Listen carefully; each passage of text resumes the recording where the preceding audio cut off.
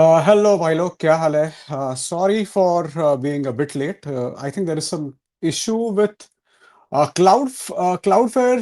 It seems like a global issue, and I faced a lot of issues with while I was trying to connect with StreamYard, and that's the reason we had to delay it by a bit. I think we are delayed by 17, 18 minutes. I'm very sorry about that. What's up, guys? What's happening? I hope all of you are having a good time. And welcome to the Big Match Theory. So, it's going to be me alone today. And I will be talking about one of my favorite players of all time. And yeah, of course, I'm going to talk about Cristiano Ronaldo, but mainly about the entire circus that surrounds him. I mainly want to talk about that. And see, it's this is not exactly a Cristiano hate watch.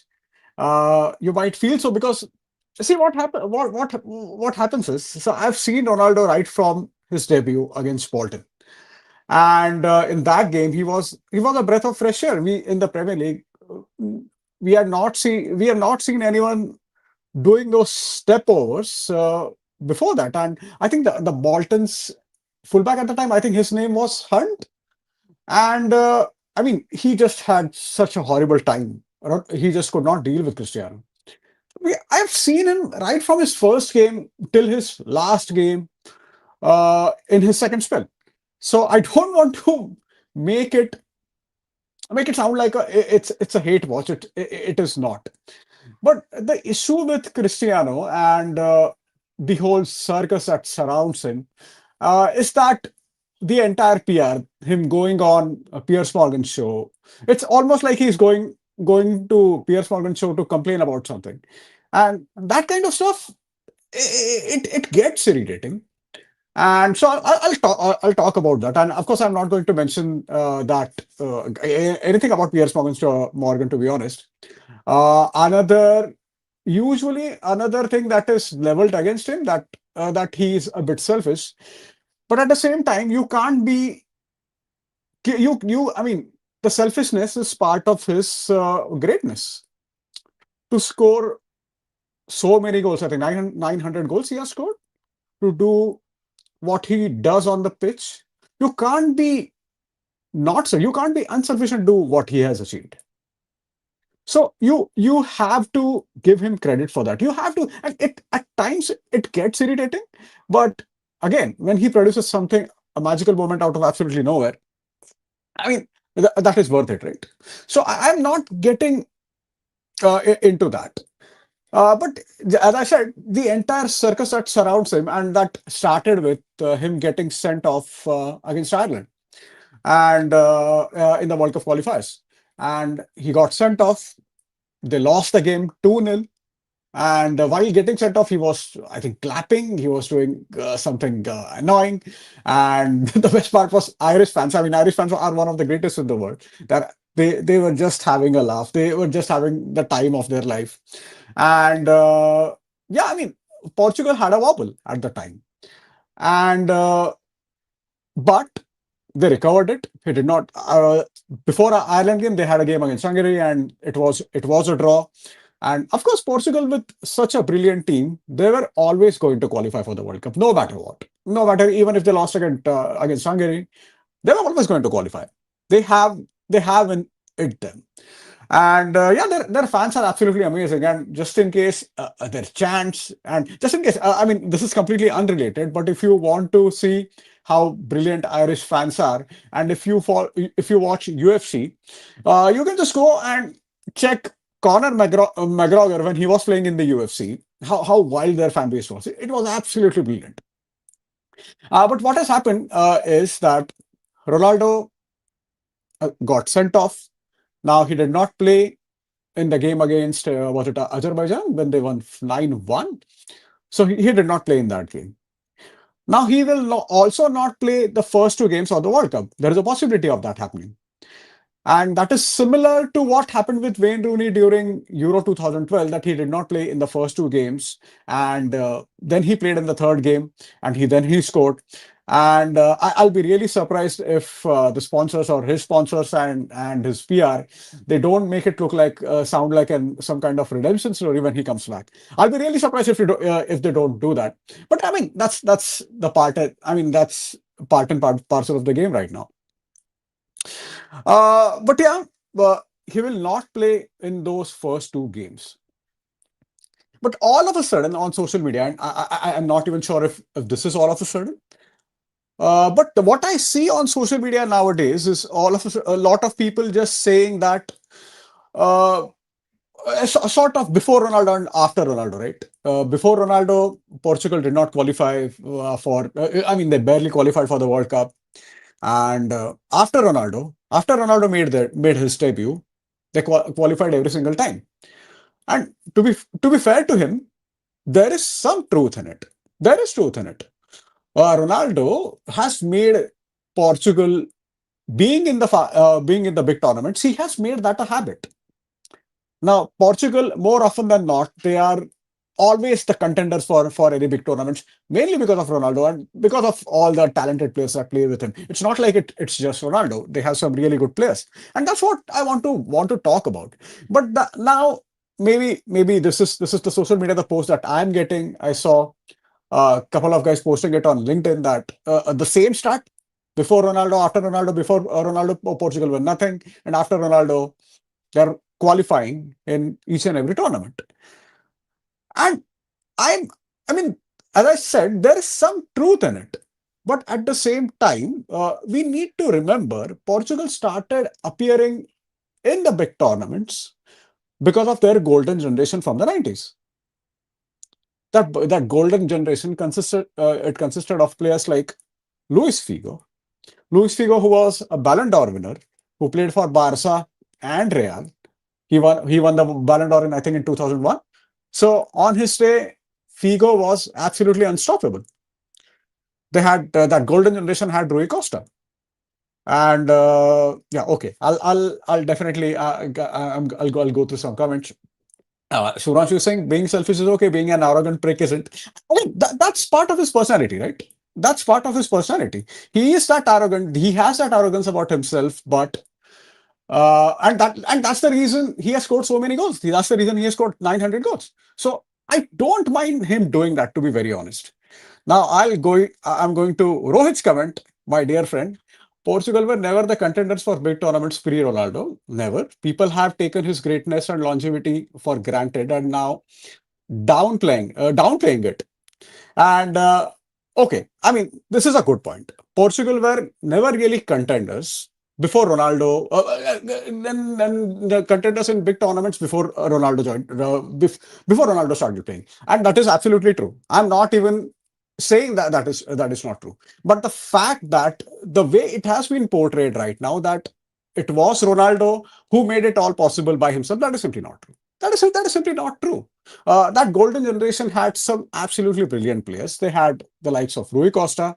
Rui Costa was one of the best players in the Euro 2000. He played at the time he was playing for Fiorentina with Gabriel Batistuta. Then he went to AC Milan.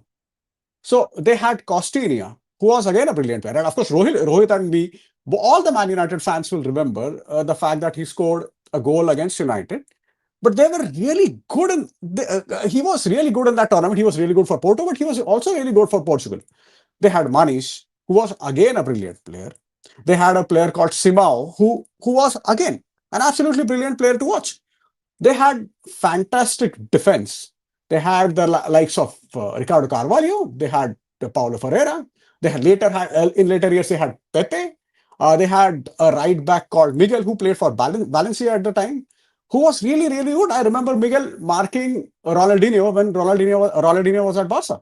So they had a very good team, and in especially in between. So first they qualified for the Euro 96. They reached the quarterfinal. Then Euro 2000, they reached the semi-final. And Figo and Rui Costa are two of the best players of the tournament. And at that time, all four teams who reached the semi-final, it was of course Zidane, I'm sorry, France, Netherlands, Italy, and Portugal.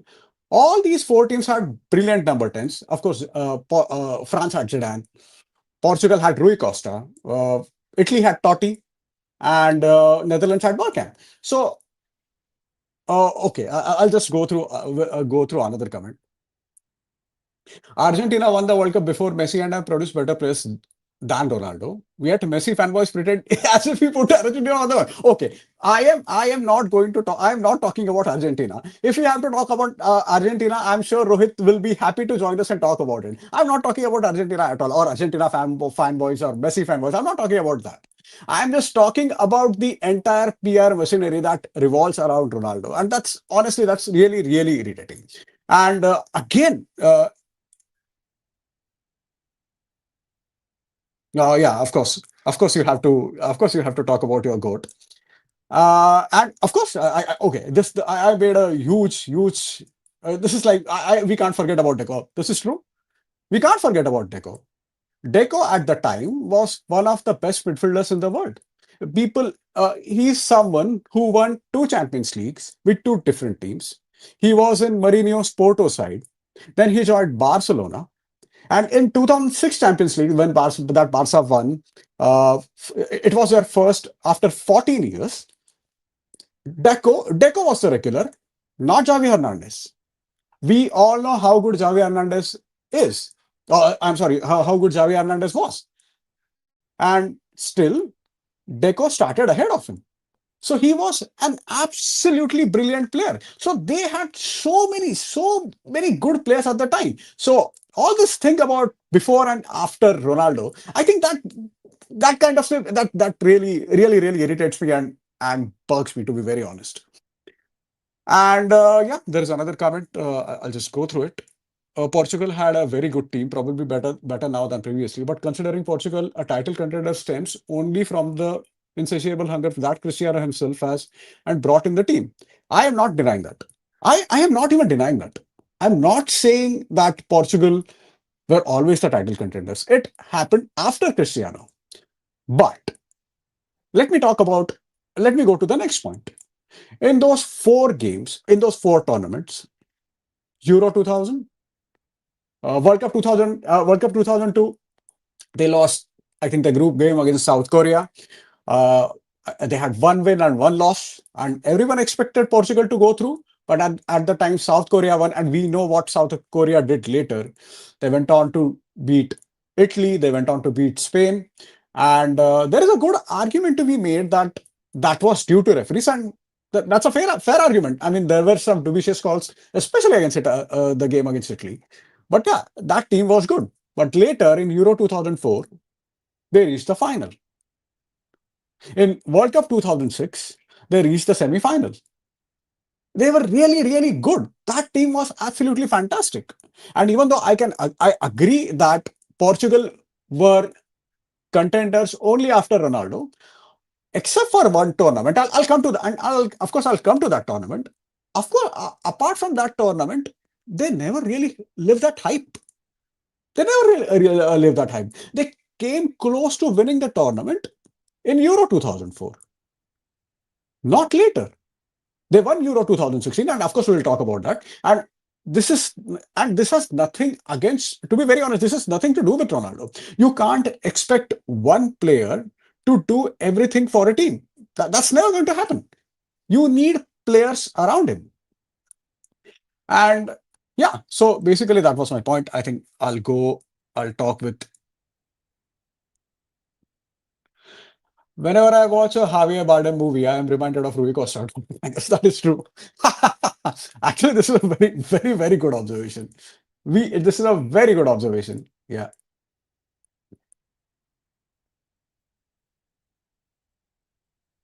And we don't talk about managers. Scolari was the last world-class manager Portugal had. No doubt. Absolutely true. I'm not even denying any of these things. My point is, as I said, it's not it started. It did not start with Ronaldo.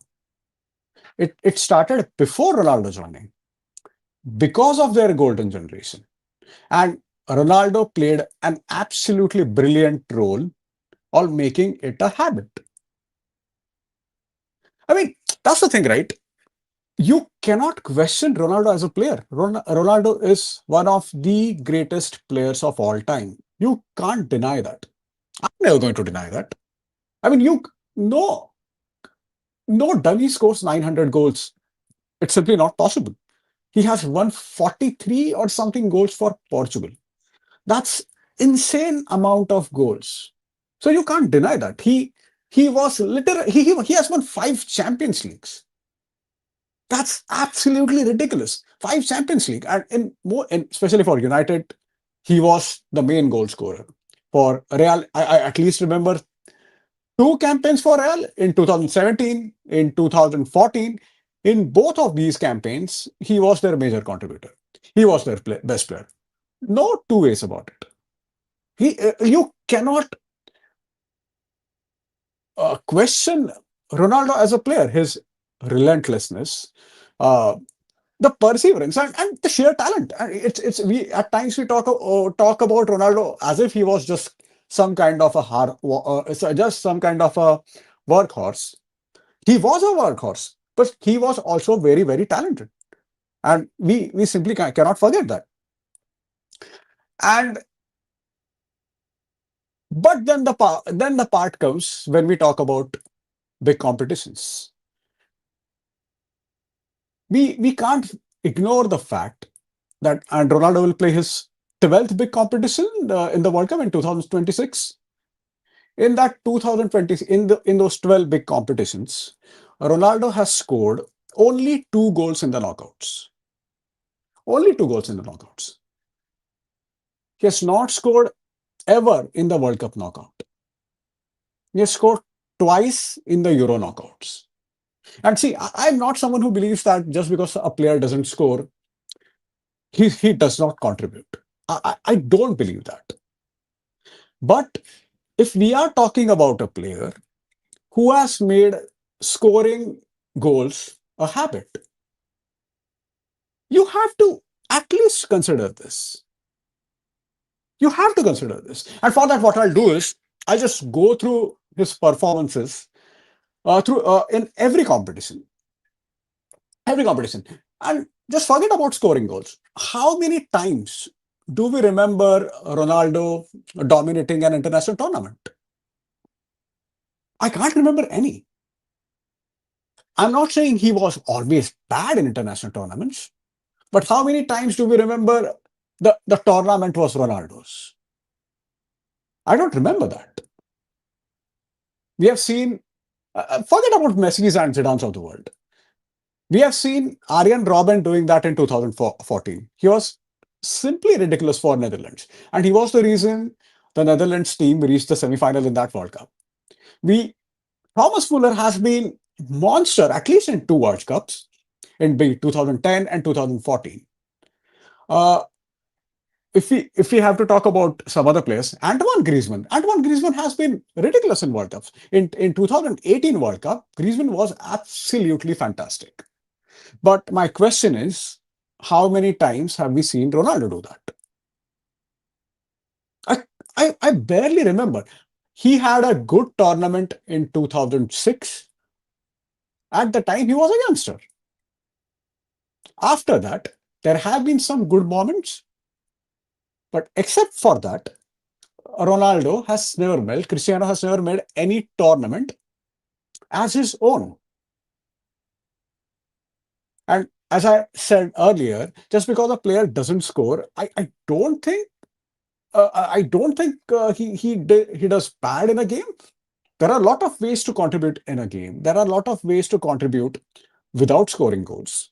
But we are talking about one of the biggest goal machines in the history of football. And yet, he has barely scored uh, in the knockouts, especially in the knockouts. Uh,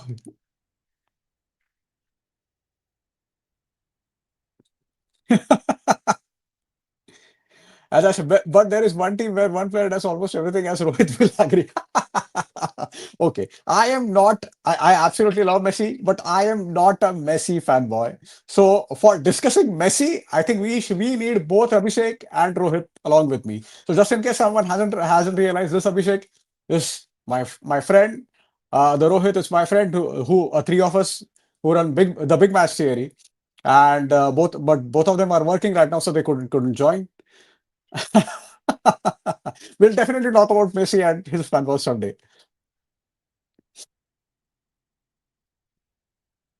Well, have you ever thought of international tournament and the first name that goes to mind is Cristiano? Never.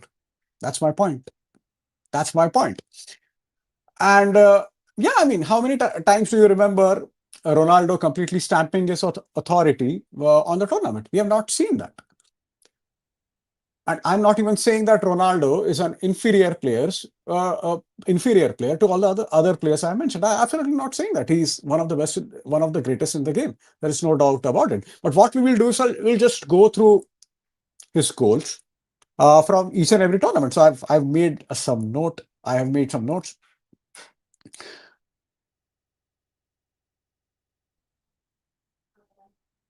Just hold on.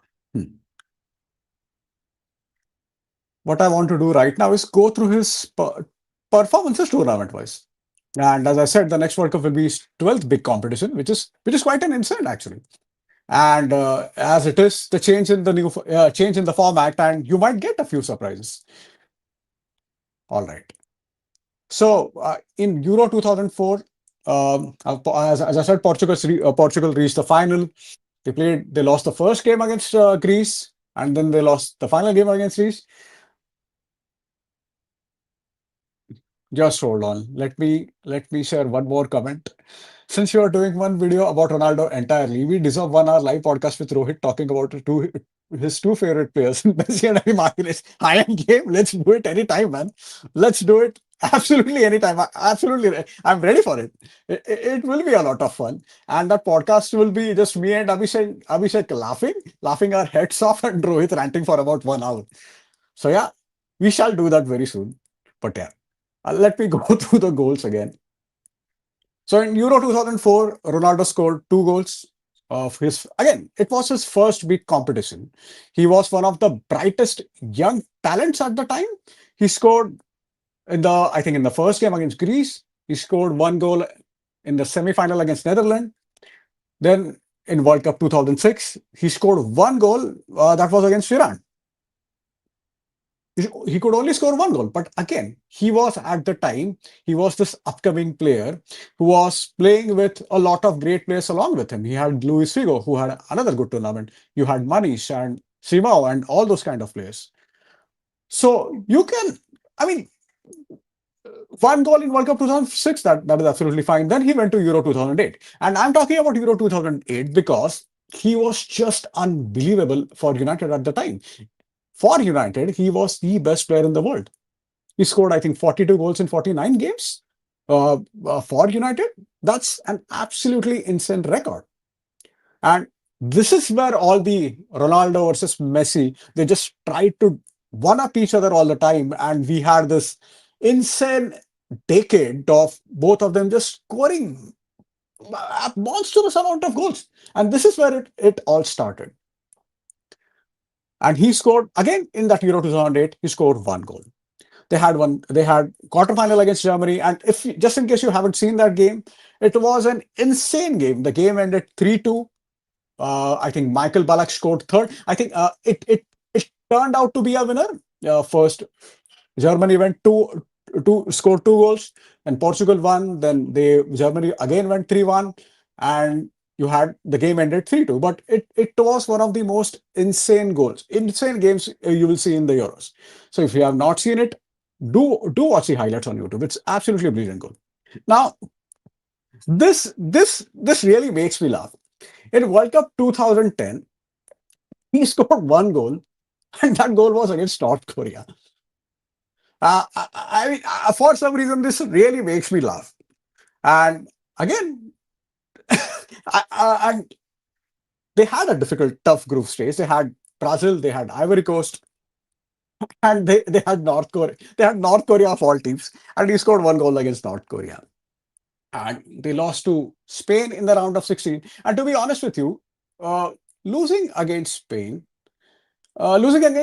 Spain, it's all right, man. They were eventual champions. That team was bloody good. but he scored one goal against North Korea. I mean, that really really made me laugh. And yeah, he led them to the death. That's a good point. That might have happened. He literally led them to the death. And I think Portugal won that game 7-1 or 7-0 or something, and Ronaldo scored the final goal. And then the Euro 2012, it was a group of death. It was Germany, Portugal, Netherlands, and Denmark. He scored two goals against Netherlands. They finished second in the group. Then he scored in the quarterfinal versus Czech Republic. And then they had another semifinal against Spain, which ended nil-nil. And yeah, Spain won the tournament. So, of course, Spain won three tournaments on the bounce. They won the Euro 2008, the World Cup 2010, and Euro 2012. Then there was then there was World Cup 2014. And in the World Cup 2014, Portugal did not qualify for the knockouts. And I find that interesting because Ronaldo won Ballon d'Or that year. He was insane for Real Madrid, but he could not take Portugal beyond the group stage. They could not enter the knockouts. Again, Portugal entered that tournament as one of the favorites, but he could not do it. Then came Euro 2016, and which, in my opinion, one of the most bonkers and insane tournaments, and one of the most baffling tournaments I've seen. And if I have to just, I hope Rohit is watching this right now, and if I have to just irritate Rohit, all you can say is basically, uh, this was the first time they entered the new format. You had 24 teams instead of 16. So Portugal ended third in the group stage. They did not win a single game. They had three draws. And when there is a change of format, something bonkers always happens. This happens in 2004 Champions League when from two group stages it was changed to a knockout game, and you had four unexpected team in the semifinals.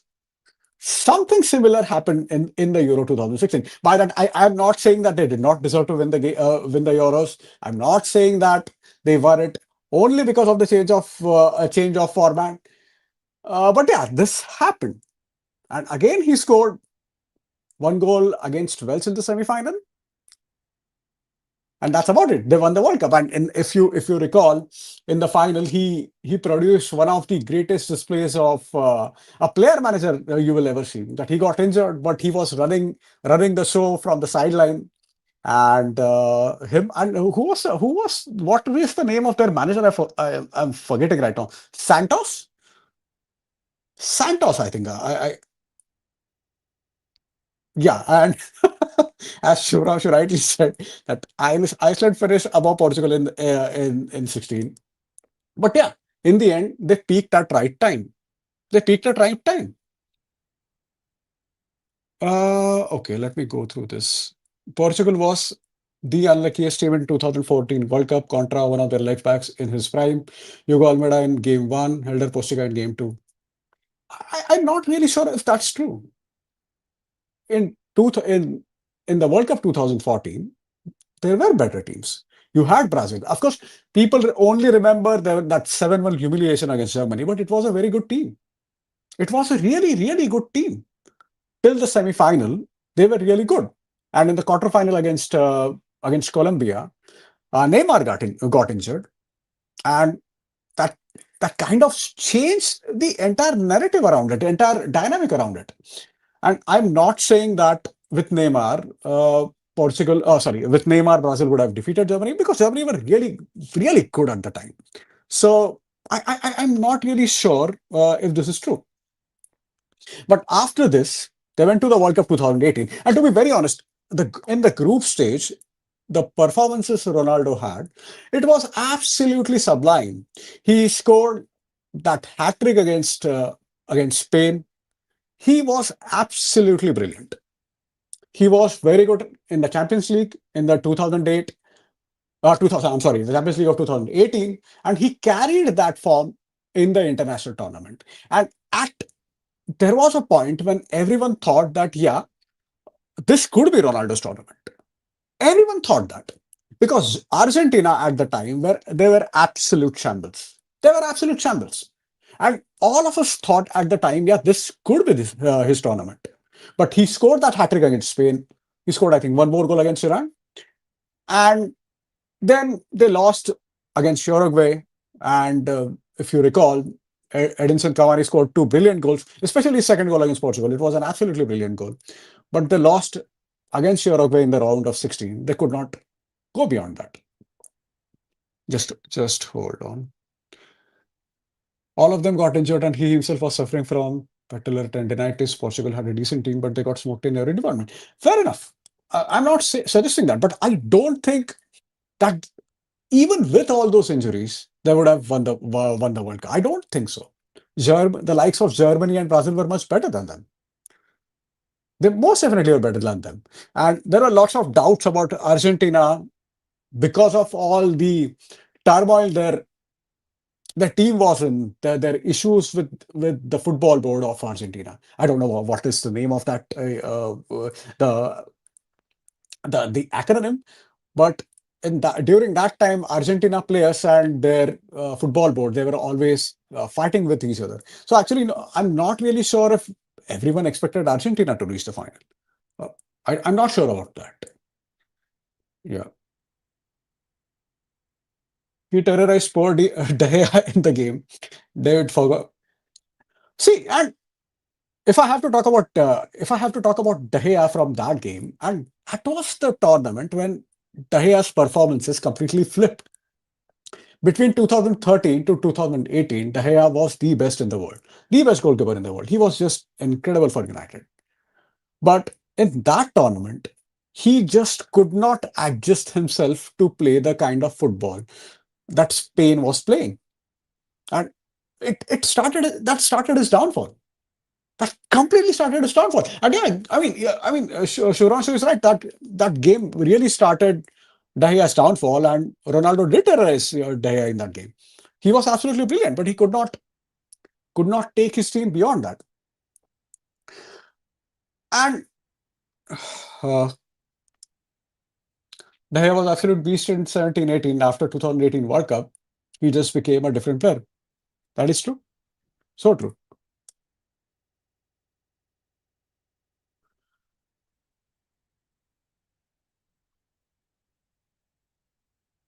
Hardik, to be very honest, I have to plead ignorance here. I'm one of those who is who who doesn't follow Indian football that much, and I'm really sorry about this. But I'll really start following it because yeah, there are a lot of interesting things are brewing in the background. There's a lot of issues, but we'll definitely start following Indian football, and we'll definitely start talking about Indian football soon enough. Yeah, and see, I just want to stop around that time because in 2018, I think Ronaldo was 33, and to his age, his physique was amazing. He was absolutely brilliant. But I still remember after the 2018 final against Liverpool, they won the league. And during the interviews, he said something like he still felt unappreciated by Madrid fan base. Uh, I'm not really sure why was that the case. Maybe Madrid fan base they don't think twice before booing their own players. Maybe that could be one of the reasons. But I remember him saying that, and he always had that love-hate relationship with Real Madrid. I'm not sure why that's the case, considering he was doing so so well for them. I think he was his peak he spent in Real Madrid, and he was absolutely brilliant for them. But to be honest with you, Ronaldo has always shared love-hate relationship with all the fans he played for, all fans of all the clubs he played for. He had love-hate relationship with United fans. Even in that 2007-8 season, when fans were singing his name, and later he was trying to force a move to Madrid, and which is fine. Uh, he was too big for Ronaldo to just just hold out on that. That was not going to happen. He wanted to play to Madrid, and at at the time, if you recall, he said something like, Sepp Blatter, then FIFA president, said something like, Ronaldo, players are slaves of the club. And Ronaldo kind of agreed. And there was a lot of unhappiness. There was a lot of irritation among fans at the time. But when he came back in 2008-9, fans started singing his name. So that, fans put it behind him. Just hold on. I'm just going to through Hardik's comment. I really appreciate Ronaldo's hard work and passion because at 41 he's so fit and is able to jump, run, and score bicycles. But him acting is what damaging his entire legacy. He's still a right striker. Fair enough. I mean, I think that is my problem with him. Nobody can nobody can say Ronaldo is not good because he is one of the greatest to play the game. No two ways about it. But all right, let me go through some more comments. Let's start following Indian football by heading to a Mumbai FC game someday. For sure, Shubhranshu. Let's do that. Let's do that.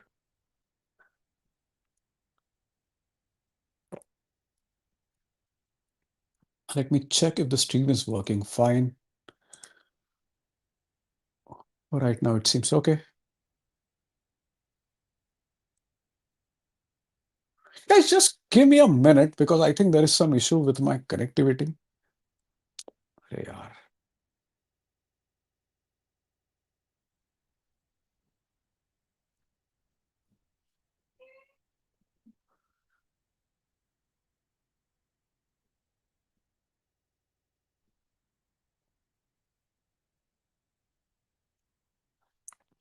Okay, anyways. Okay. And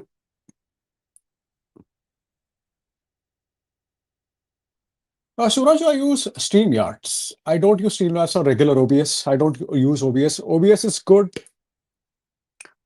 So I'm basically doing it from my phone right now, and StreamYard is much better when three of us are connecting. And yeah, why the fuck he goes and does an interview whom his father of football deemed to be the greatest Man United?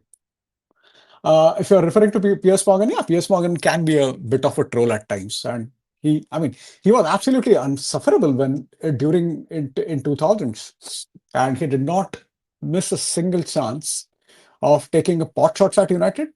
And okay, to be very honest with you, I'm not going to blame Ronaldo for going to Piers Morgan's show. They have a completely professional relationship, and that's absolutely fine. And from 2018, and I want to stop at when it comes to international in 2018 because you can almost forgive him for not putting numbers from 2018. And to be fair to him, in Euro 2020-21, he scored I think 4 to 5 goals in the group stage. So at that time, he was playing really well. But in the round of 16, Portugal did not did not go through. They lost to Belgium, I think. Yeah, they lost to Belgium. And the point I'm trying to make here is when people come, and as Rohit and Abhishek both mentioned Lionel Messi, and I will not get into another pointless Messi and Ronaldo debate. But what I would say is these are two different types of players in the sense Ronaldo has completely maximized his potential as a goal scorer. He is just he's sensational at it. Whereas Messi has always changed his game to suit the needs of his team. I am not going to say that okay, Messi was doing everything, but you can say this, and you can agree with this that Messi did change his game to suit the needs of his team. So when Messi when started, he used to play in the front three. You had Eto'o, Ronaldinho, and Messi. Then later years, he started as a false nine. Started playing as a false nine under Pep Guardiola. Then he played as a center forward, and in that insane season in 2012, he scored. 1992 goals or something. That's an insane record. But point to note here is, even though Messi scored 90 goals in 2012, his team, Barcelona, did not win the league, did not win the Champions League. That did not happen. So despite Messi turning into this absolute goal machine, that did not happen. He did not help his team to win anything at the time. And the reason could be at the time that Barca's game again became one-dimensional. That could be one of the reasons behind it.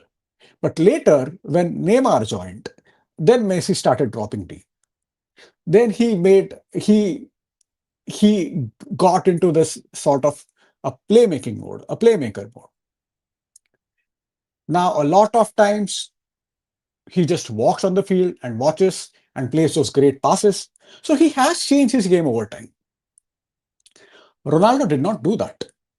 He completely maximized his potential as a goal scorer, but he did not change the game to suit the needs of his team, and which is fine. It is the kind of player he is, which is absolutely fine. And this was the time in 2018. I'm mainly talking about 2018 because this is the time Real decided to sell Ronaldo to Juventus.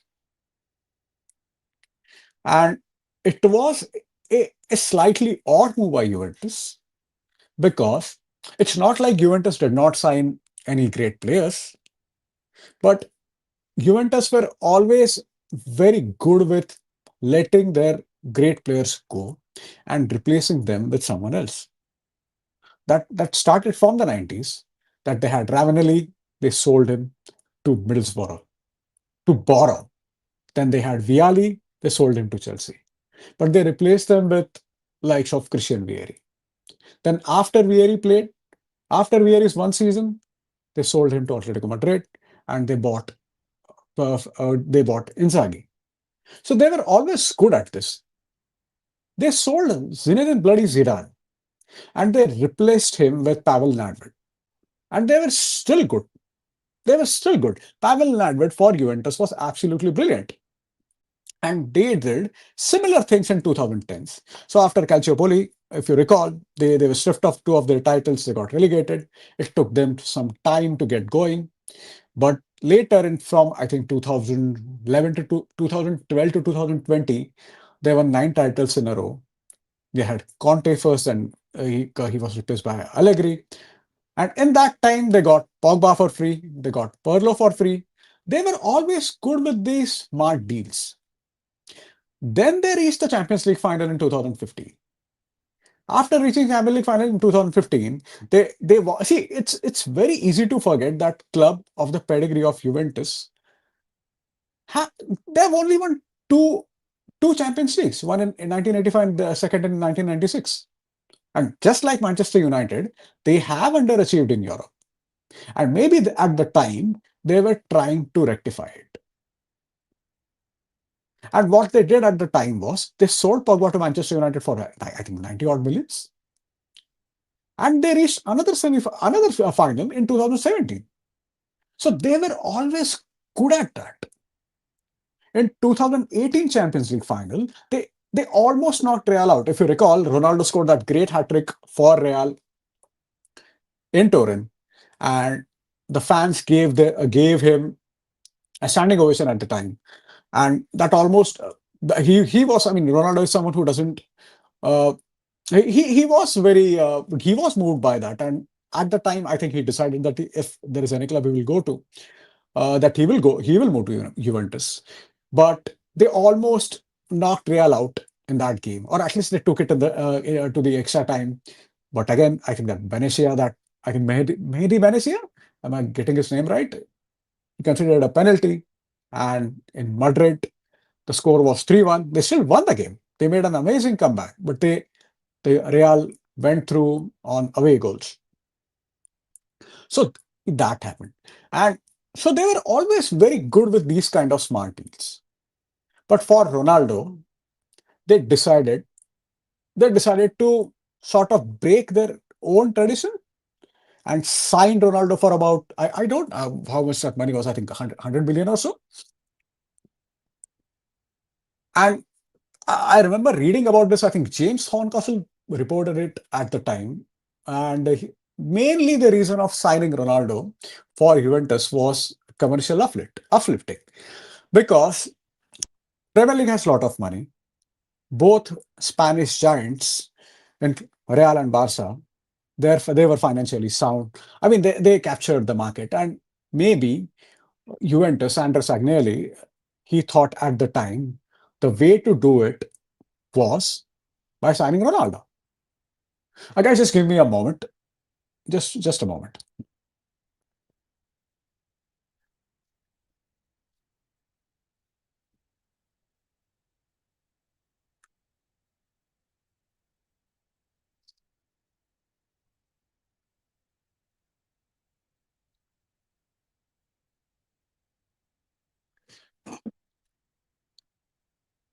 Yeah, I'm sorry. This rascal wanted to come in and he was meowing. Hey, क्या करतोस तू? बस रे, बस. Yeah. दाबू नकोस काही.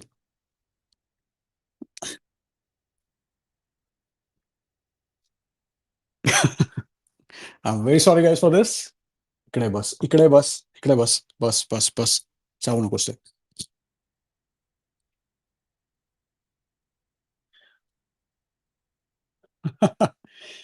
Don't tell you're wearing a Ronaldo. No, no, no. I'm wearing Gix 11. All right. All right. Bus, इकडे, बस, इकडे, बस. All right. Yeah. So basically, the point I was trying to make is Ronaldo went to Juventus mainly for the commercial uplift. And Agnelli, at the time, he was there then president.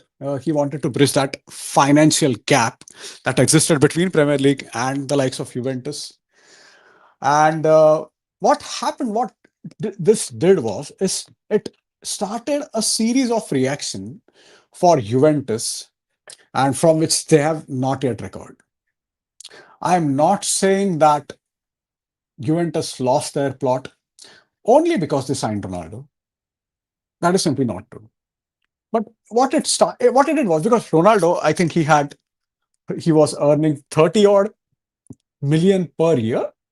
I might get my numbers wrong, but that was four times more than any other Juventus player.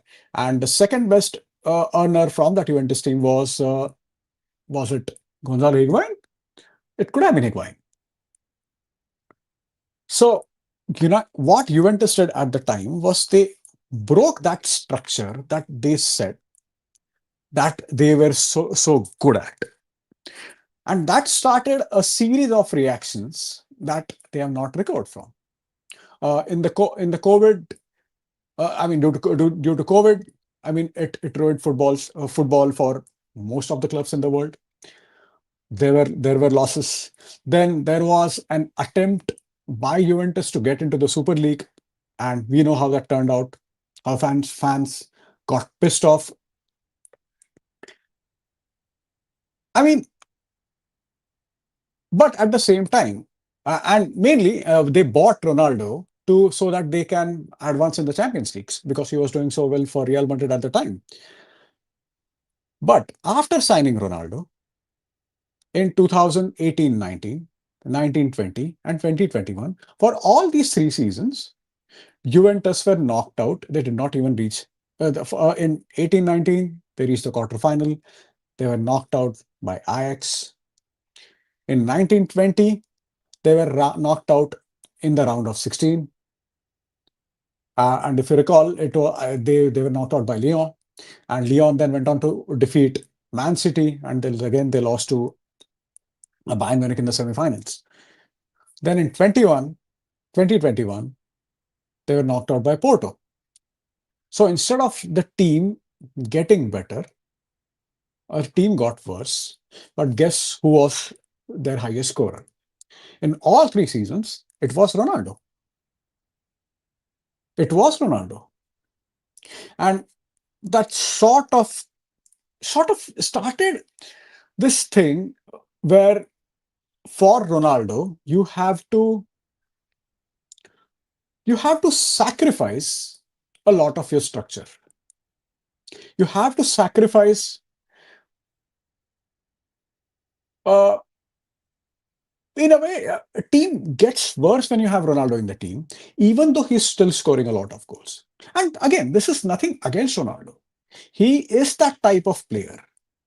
He has the single-minded hunger for scoring goals. But team got worse with Juventus got worse with Ronaldo in their team. But then again, you could have made that argument that yeah, maybe that's not only because of Ronaldo. They have other issues. They changed a lot of managers, and you can make that argument because in last 5 seasons, they have not won the league. They won it 9 times in a row before that. In last 4 seasons, they have only won one trophy. I think that is Italian Cup. You can make that argument.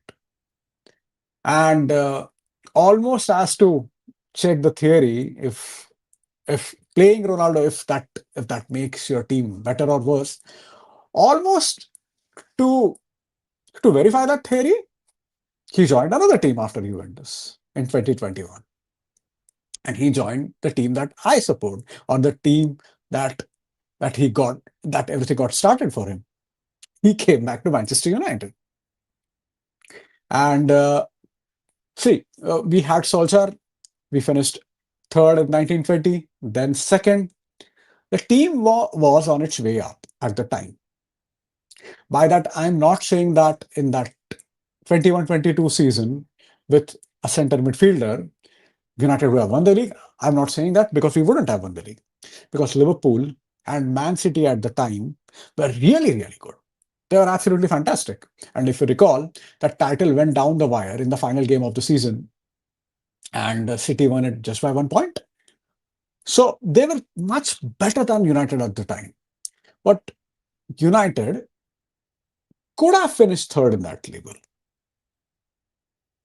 He could have finished third in that table. In the first 3 games, we had 7 points. We started really well against Leeds. Then there was a draw against Southampton. I don't recall who we. I don't recall the third game. I don't know. I don't remember the team. But that was the time when even Mason Greenwood was really playing well. Rashford was playing well. McTominay was getting into the groove. Bruno scored the hat trick in the first game against Leeds. Then Ronaldo joined. And this is only one thing that I agreed with Jamie. That's only one thing. Jamie Carragher talks a lot of nonsense, especially when it comes to non-Liverpool teams, especially when it comes to United. And but he was right on that front. Just hold on. That's the thing, right? Teams break their structure both on and off the field to accommodate Cristiano. Exactly. Just look at United 21-22. Not like we were good, but we messed up our system for him. Exactly my point. Then we won 2 games, I think. It was Newcastle and Wolves. And then just team went downhill. We just fell off the cliff. We lost, I think, 5 of next 7 games. Then Solskjaer lost his job. And Liverpool defeated us final at Old Trafford. That is one of the most humiliating moments as a United fan. These things happen. And again, I don't want to say it's Ronaldo's fault. But with Ronaldo in the team, as Shuranshu rightly said, you have to break the structure. Nowadays, now, of course, things are changing this season because all the teams are going route one. But when Ronaldo is playing, teams have to change their structure. They have to change. Ronaldo doesn't press as much. And fair enough, he's not that kind of a player. But then other players, they have to pull that load, and the entire structure that goes for a toss. That always happens with Ronaldo in the team. And what happened, even though Ronaldo, and again, guess who was the top scorer for United? It was Cristiano. But even though Ronaldo was our top scorer, we scored 73 goals in a season before he joined us. And in that season, we scored only 58. So 58 or 56, I don't recall that exact number. But we scored 15 to 17 goals less than earlier season.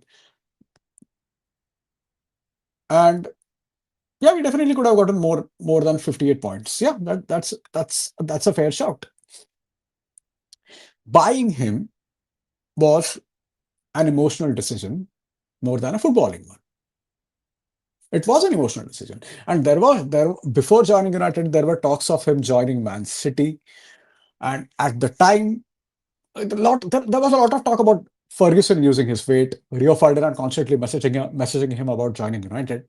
But Andy Mitten later reported, either it could have been Andy Mitten or Laurie Whitwell, they reported that Ronaldo decided against City move because at the time the plan was they were going to send Raheem Sterling on loan to Barca,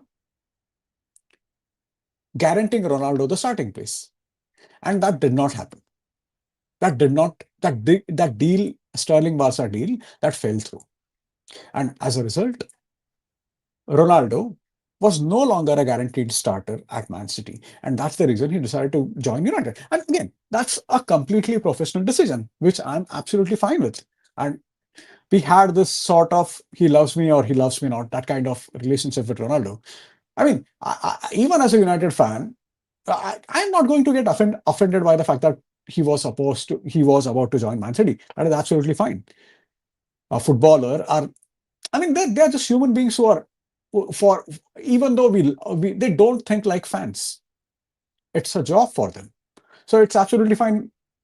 It was fine for him at the time. Had he joined City, I could have been I would have been absolutely fine with it. We only truly got in Ronaldo talks once news of him extension. Yeah, that is true. It was a completely emotional decision. It was a completely emotional decision. And again, we fucked up as a club. We fucked up again. We gave Rafael Rangnick the job, and of course, it was a job as an interim role. And the idea was that he will go through.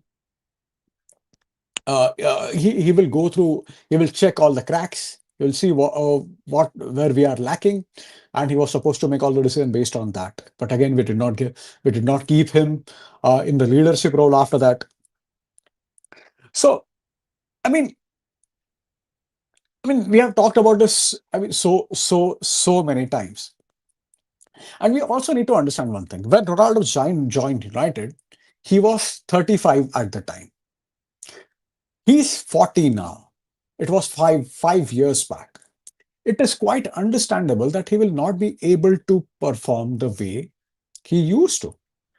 He used to say in 2017 and 2018, and it's a wonder that he performed so well for so long, and the credit completely goes to him. But now now things have changed. Now, what I remember in World Cup 2022, what is the name of that Portugal coach? It was Santos, right? Let me check. Why am I blanking out on his name?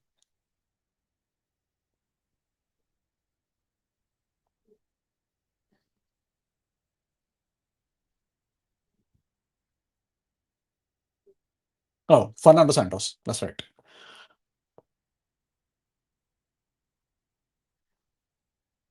Yeah, it was Fernando Santos. And I remember in World Cup 2022, Fernando Santos decided to bench him, and even that did not work for Portugal. Even that did not work for Portugal. Then Martinez joined for Portugal in Euro 2024.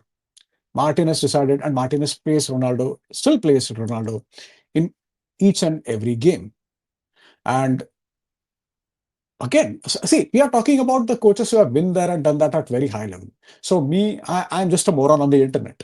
I'm just, I just observe things. I just watch football, and I just talk about my observation. That's about it, and try to find some conclusion based on it.